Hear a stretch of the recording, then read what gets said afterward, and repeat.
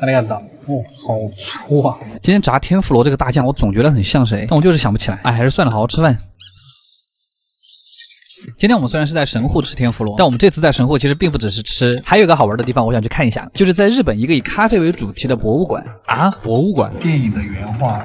感觉有必要去看一下，来都来了，毕竟我天天喝咖啡，我都不知道咖啡是什么东西。这里就是 UCC 开的咖啡博物馆 ，UCC 开设它其实就是为了像我们这种小白科普咖啡文化。比如说，这是从最早的咖啡豆开始，讲到了怎么加工成咖啡，我是第一次知道原来咖啡都是这样种出来的。接着顺便去参观了一下他们家的工厂，听说这里的所有咖啡原料都是由 UCC 资深咖啡鉴定师来挑选的。你们看，这就是一台超迷你的咖啡萃取机，实际的大小是这台的50倍哈。讲了这么多，那还不如直接喝一点。还请了 UCC 咖啡冠军师帮我们泡，这次我们喝的叫蓝山咖啡 No.1， 它是 UCC 在自家的牙买加农场培育出来的一批极为稀少的咖啡豆。所以全球只限量190套。哎，我们今天就喝了一套。它这个有个很神奇的地方，它这个咖啡豆会散发出一种类似于朗姆酒的香味。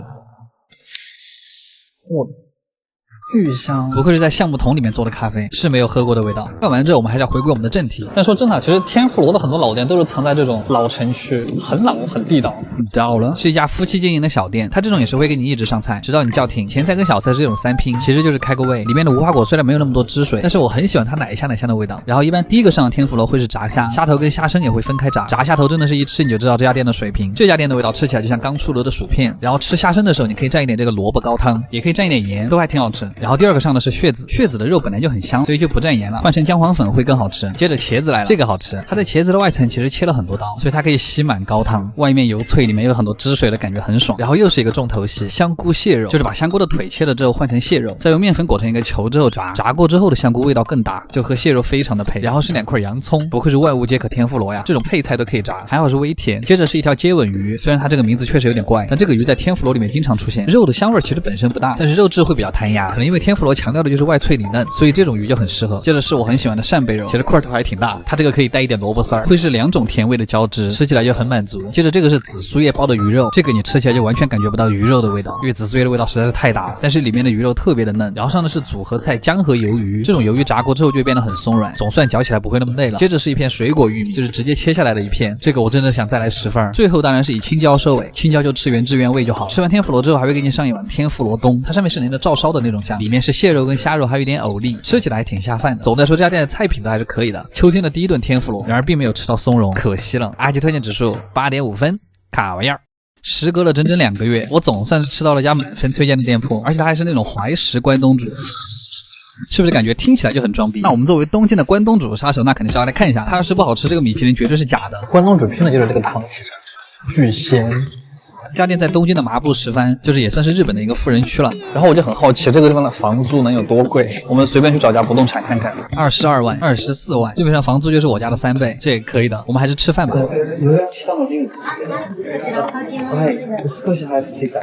店里还有什么菜都是写在了这条纸上，你们一会儿就知道了。这家店的前菜巨多，嗨。第一盘是5、6、7、8种小菜，这真的太怀石了，一点都不像是来吃关东煮的感觉。最左边是一个小虾和一个栗子，这就是标准的秋天的甜味。然后是一小碗松果芝麻酱，松果还是炒了一下的那种，还可以。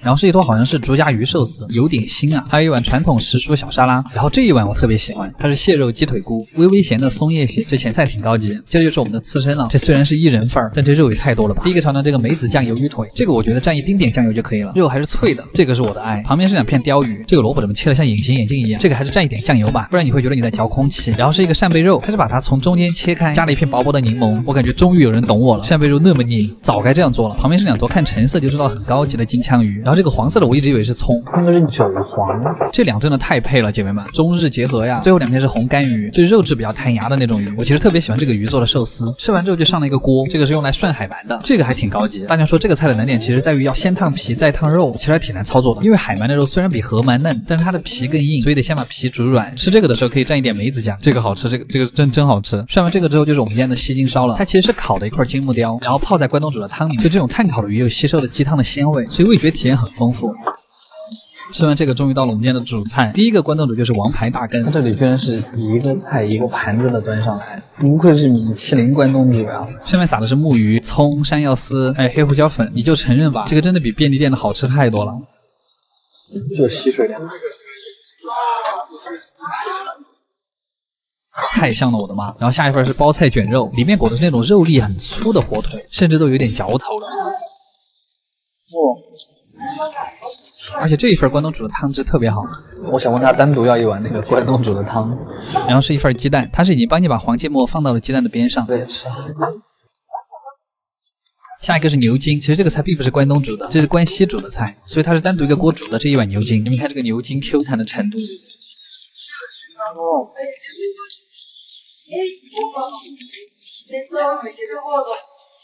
一点点柠檬的香味，加上牛筋脂肪的味道，然后这种味道在你的嘴巴里到处弹，这是样最好吃的。最后是一份鸡肉丸子，其实还有很多菜我只是没拍，只挑了4个我最喜欢的。鸡肉丸子嘛，面粉和胡椒的比例刚刚好，这个也是 Q 弹的，当然里面肯定是有一些脆骨的。最后的主食就是一碗汤泡饭，关东煮的汤就是咸菜一块吃，非常的接地气。甜品是红豆沙糕，加一碗苦到死的抹茶，完美的落幕啊！这家店真的是太让我惊喜，不知不觉中就把它吹爆了。阿基特指数10分。下周再来啊！卡玩意儿，熬了8个小时的鸡汤，就这么一杯。烧酒作为日本的卤串，一直是我在日本最喜欢的料理之一。上一次我这么说还是在吃河豚料理的时候，对不起，就这么花心。东京连着下了几天的雨之后，气温也算下来了。今天我们去的这家就是在东京中目黑的一家烧鸟店。Hello， 大家好，我是阿基，又到吃烧鸟的日子。第一个菜是法国进口的鹅肝可乐球，它菜单上面写的是法国进口哈，那实际上是不是法国进口我也不知道，反正鹅肝吃起来都是一个味道。但是可乐饼做法还真是第一次吃。极了好吃，外壳脆脆的，泛着油香，里面就是又湿又软嫩的鹅肝。第二个菜是时蔬茶碗蒸蛋，真的是好小的一碗，这个也就是半口的量吧。第三个菜看起来还挺有创意，它的吃法是用烤面包去刮勺子上的鸡肝，虽然吃法上面比较奇怪，但那个鸡肝泥调的还是好吃的，橘子味还带了一点香草的香气，像极了初吻的味道。但是谁的初吻会是鸡肝味啊？然后下个菜服务员说是一个重头菜，重头到他跟每个人上菜的时候，他都会说一遍这个汤是熬了8个小时的汤，8个小时的鸡汤。不过这个汤的味道确实是鲜的，甚至有点像甲鱼鸡汤那么鲜。下个菜是南瓜沙拉，它把南瓜泥磨得非常的细腻，甜得很自然，挺好吃的。接下来这个是烤的干芝士，从北海道运过来的。为什么北海道这么产芝士呀？这个芝士的名字叫卡丘卡巴罗，它烤成了3层，它把上下2层烤成了特别焦脆的薄片，这个吃起来真的是贼香，里面嚼起来就像口香糖，甚至还有点弹牙。下个菜是白萝卜泥加甜酱油，好像很多高级烧鸟店都会有这个菜，成都人表示意义不明。好，现在开始进入我们的正题。第一个烤出来是带嫩葱的小鸡腿肉，这个嫩葱是真的很香，葱的汁水和鸡肉搅在一起的感觉真的很好，嫩滑的鸡腿肉也烤得刚刚好。下一个是半生不熟的鸡胸肉，它这个烤出来的口感甚至有点像在吃慕斯，软绵绵的口感。接着是鸡翅，骨头已经是剔了的，所以你可以一口把整个鸡翅全部吃进去，然后中翅那个油水又特别的多，就吃起来多巴胺爆炸。再下一个是鸡肉团子，里面还加了一点那种比较软的脆骨，咸味也刚刚好，要是再来个蛋黄就更好。然后就是一份非常小气的烤物拼盘，每一种都只有这么小一个，感觉像是在夜市。鸡胗、横膈膜肉、鸡心、鸡屁股，这里面最好吃的还是鸡屁股，还有2坨珍稀部位的肉，这个是鸡肩小肉，还有一坨腿根肉。吃了肉之后又是一份蔬菜，也是这种小气拼盘，虽然味道真的还可以，但吃的我真的是很心急，真好吃。最后的主菜我是要了一份那个熬了8个小时的鸡汤炖的拉面，怎么感觉念出来都有点搞笑。总的来说，今天这家店可以推荐给女生和带女孩子来约会的人，因为它看来菜其实还是很多，这样你们可以聊很多东西，就是分量比较少。阿基推荐指数8分，卡玩意儿。今天的这锅鹿肉还是有点厉害。Hello， 大家好，我是阿基。你们都知道意餐就是意义不明的餐厅。虽然我已经在日本踩了很多意餐的坑了，但是我还是没有放弃它。今天终于找到了一家好吃的，它是意大利的一个地方料理，但不是什么地中海料理哈。这样吃是香的。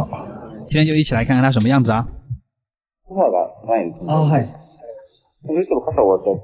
餐厅还挺好看的，这个应该就是今天我们的包间。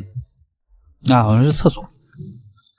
cos 选了他们家最贵的，因为这个 cos 选的全是比较好的肉。今天加甜品总共是7个菜，6个都是肉。废话不多说，我们直接开始吧。第一个前菜是鸡肝面包片，就是他把鸡肝磨得特别细之后，再铺到了烤的面包片上面。超腥，鸡肝泥那个绵密的口感加上薯片一样的面包，虽然确实很好吃，但是真的好骚啊。第二个菜是金枪鱼的脸颊肉，就是秋头的那个位置，它用的小白菜的叶子当勺子。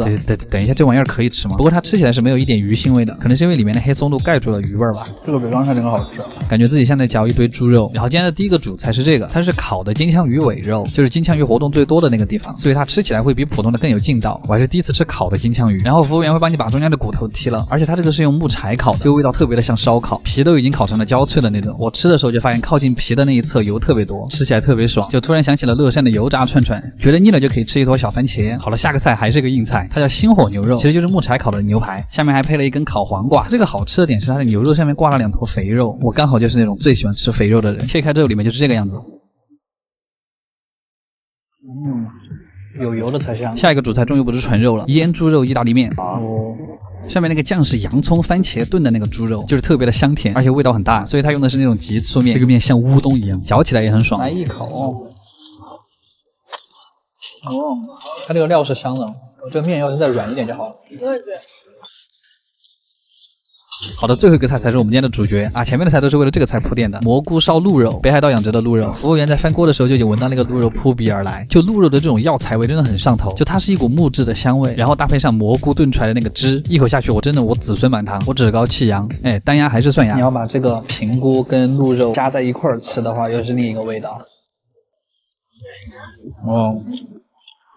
我想精准还原一下鹿肉的口感，就是比猪肉更加像鸡肉，又比鸡肉更像猪肉的那种嫩滑的口感。当然还是要取决于烹饪方式哈。总的来说，这一个菜是可以单独给10分的。最后的甜品是蜜桃冰淇淋，这个甜品非常的一般，但它这个盘子引起了我的注意，还发现了我们国内的盘子。他看到我在夸他们的盘子，他就直接把他们店里所有的那个小盘子都端过来了。这个设计感还是很好的，陶瓷还是我们强啊，牛逼！阿杰推荐指数8.5分，卡我呀。